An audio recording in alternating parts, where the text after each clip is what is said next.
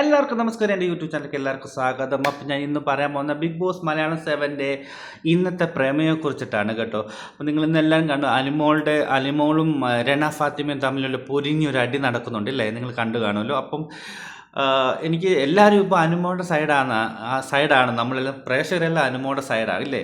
അപ്പം പക്ഷേ രണ ഫാത്തിമിന് ഹൗസിലുള്ള എല്ലാവരുടെയും വിചാരം അനുമോള് വെളിയിൽ നെഗറ്റീവായെന്നുള്ള ചിന്തയിലാണ്. അപ്പം രണ ഫാത്തിമ ചെന്നിട്ട് അനുമോടെ ചപ്പാത്തി കള്ളി എന്നൊക്കെ വിളിക്കുന്നുണ്ട്, അനുമോൾ നല്ലോണം എതിർക്കുന്നുണ്ട്. പക്ഷേ ഒരു കാര്യമുണ്ട്, എന്താണെന്ന് വെച്ചാൽ അനുമോൾക്കൊരു പ്രശ്നമുണ്ട്, കരയും. അത് കുഴപ്പമില്ല കരഞ്ഞുണ്ട്, പക്ഷേ എല്ലാ കാര്യത്തിലും കരയുമ്പം മറ്റുള്ളവർക്ക് ഒരു നെഗറ്റീവ് ഫീലിംഗ് വരും. പക്ഷേ രണ ഫാത്തിമയുടെ അഹങ്കാരം ഇപ്രാവശ്യത്തോടെ തീരുമെന്നാണ് തോന്നുന്നത്. എന്താ വെച്ചാൽ കഴിഞ്ഞ വർഷം നിങ്ങൾ ഒനിയിൽ പ്രായത്തിൻ്റെ കാർഡ് ഇറക്കിയിട്ട് ഒനിയലിൻ്റെ പുറത്ത് കയറിയിട്ട് നമ്മൾ പറയും അതിപ്പം പ്രായം വ്യത്യാസമുണ്ട്, പക്ഷേ ഒരു ബിഗ് ബോസ് ഷോയിൽ പ്രായം ഭേദമന്യേ എന്നാണ് പറയുന്നത്. പക്ഷേ എന്നാലും നമ്മളൊരു എക്സ്പെക്റ്റ് ചെയ്യേണ്ട നമ്മളെക്കാട്ടും മുതിർന്ന ആൾക്കാരെ എന്തോരം നമ്മളൊരു എക്സ്പെക്റ്റ് ചെയ്യണമല്ലേ.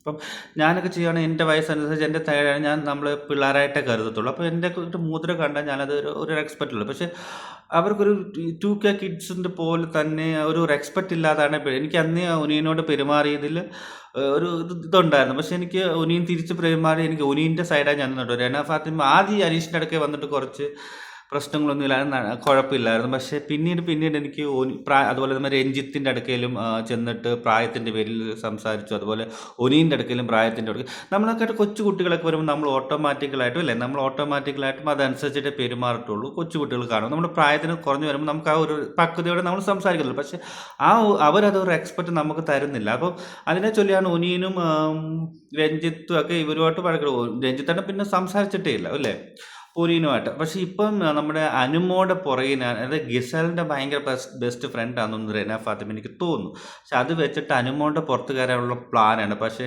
ഇപ്രാവശ്യം എന്തുവായാലും രണ ഫാത്തിമയുടെ ചീട്ട് കീറാൻ ചാൻസ് കുറവാണ്. പ്രത്യേകിച്ച് കളിക്കുന്നത് അനുമോടെ അടുക്കലാണ്.